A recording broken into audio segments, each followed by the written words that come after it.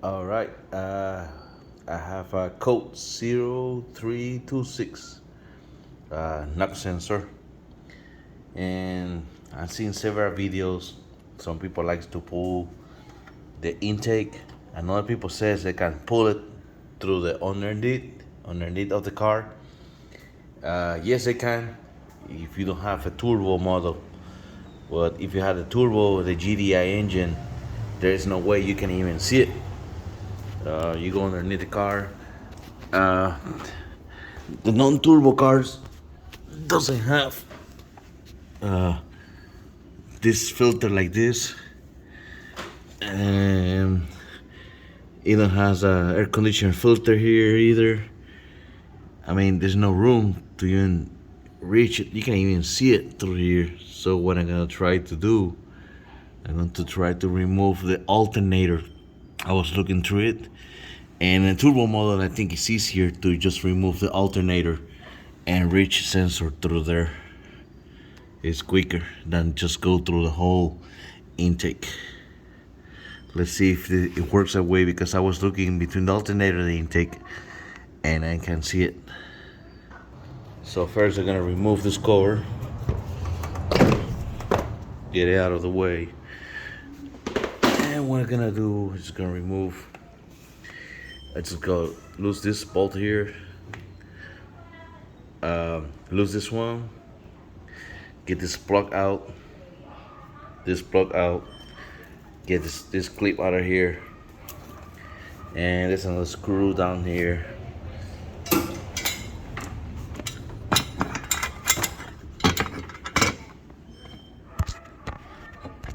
Down here, I gotta get that one out too.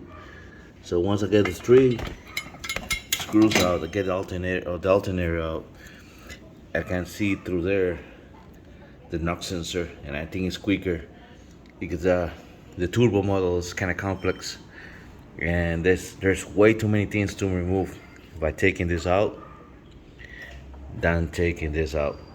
Plus, you had to, if you remove the intake, then you had to put a new intake seal gasket on it, and I think it's way less work just removing this side only, this alternator only. So we're gonna start removing it and see what happened. The first thing I'm gonna do is just remove the, I had this quick disconnect battery here, and then we go to the alternator. I already got out this bolt, this fixture here for the belt tension adjustment.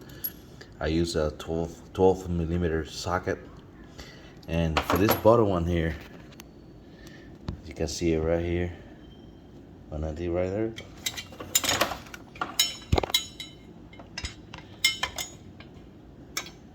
Right there, I use 40 millimeters long socket. It gives me the dip to compensate for this pulley, so I can fit the ratchet right here in the heat in the back here with this line. So before get the belt out, always look how your belt is installed, the way it goes around all the pulleys, because if you don't do it, then probably you're gonna remember we're putting it back. So right now mine's already loose, so what I'm gonna do is just take the belt off and see what happened.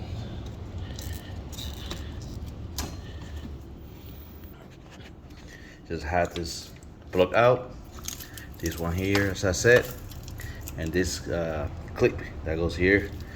There's another connection here. That's the one that comes from the positive to alternator. Just open this cap here,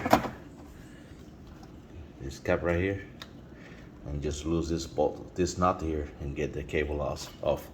As I say, I already pulled the alternator out, the leader, and I already can see the sensor from here. So yep, I was right. You don't have to disassemble the whole car like everybody says around. You see that bolt down there? As I get the alternator off, I will show it to you. It's easier to see it. Yeah, you don't have to disassemble the whole intake. In our case, because it's a turbo model, the turbo model you cannot remove from the underneath either. There's no room to do it. I think the easiest way, and I prove it, is just take the alternator off, just 3 bolts, and I'm out. 3 bolts, 3 connectors, and I had to go through this whole headache in the intake, buy a new gasket, get this cap off, this neck out of here, this neck out of here. So you save me a lot of time.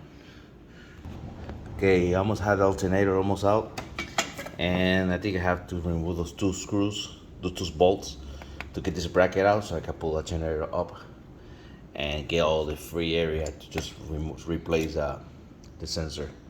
It took me only like 15 minutes to do it.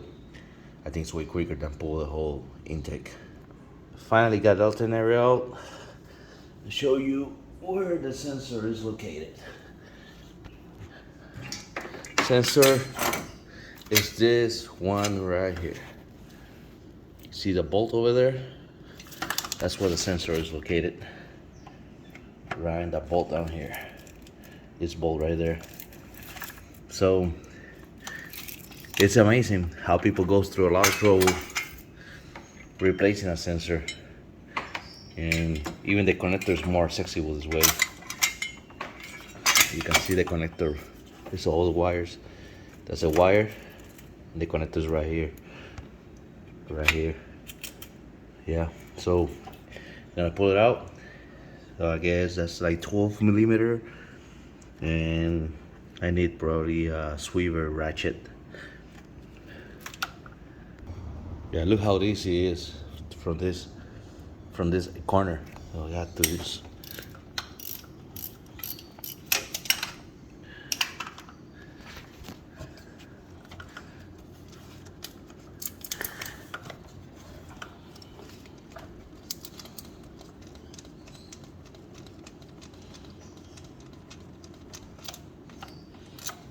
that's the bolt for the sensor right here. And there is a sensor. That's a knock sensor here. So I got completed removal.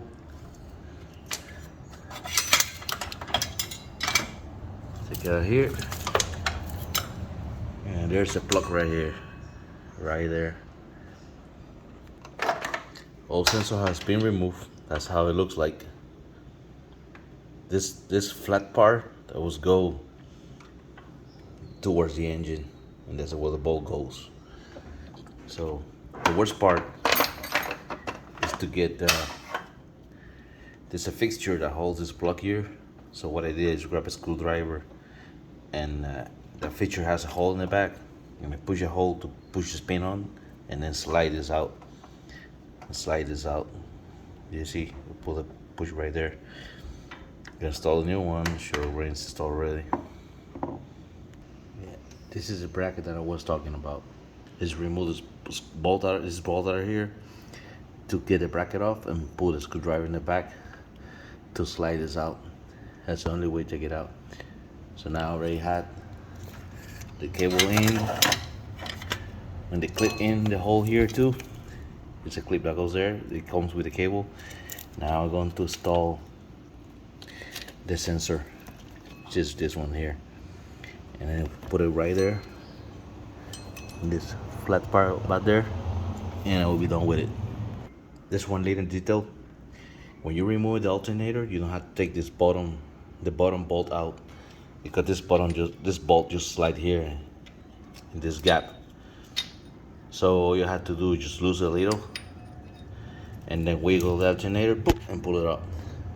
So there's no way to disassemble the whole thing. So when you install the alternator, you're just gonna leave the bolt here, just preset. It will be easier for you to put it on there.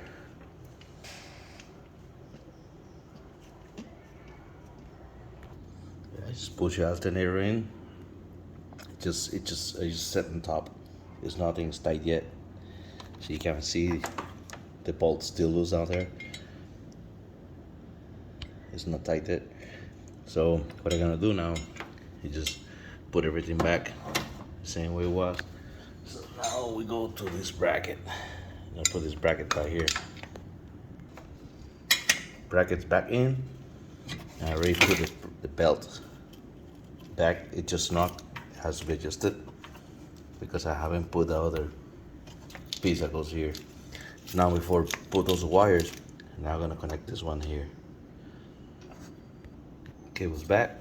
Just put it back, and I'm going to connect this plug in here.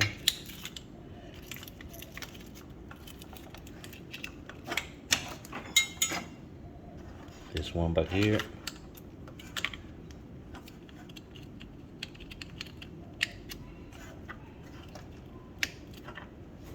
And this clip that goes here. Right there. So what I'm gonna do now, I'm gonna snap, just fit this part right here. Fit the one that goes here. Just this one. So just gonna put it here.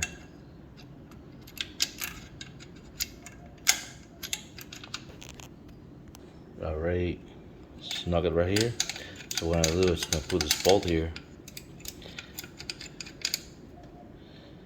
and then just fit it, only not tight it yet. So get a ratchet with 12 millimeters. Just fit it.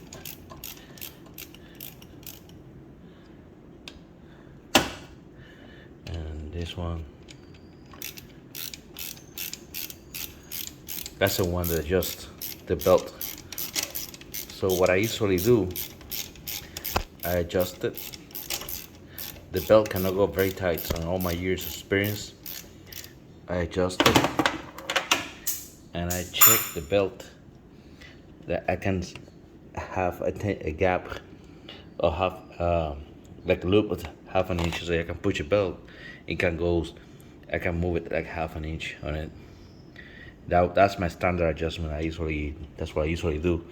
If you adjust it too high, it can damage the bearings of the alternator, or it can damage the bearings of the pulleys, or it can cause damage to the compressor. So this belt cannot go too tight. So I think right there is perfect to me. Yeah, I don't adjust it too much. So once I have it there, then I go adjust this one completely.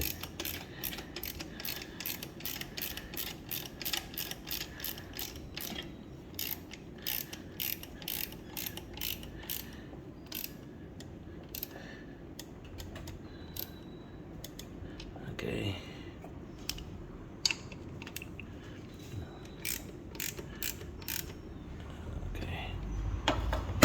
It's right there. It's perfect. So I guess we all done.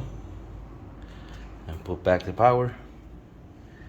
I got this connector, this one here, this connector here, the connector. I already pulled the sensor back there. So the belt is on. I already verify it's routed correctly around the pulleys, and just put the power on. And that'll be it. Hope this video helps you. If you like it, subscribe and hit the bell.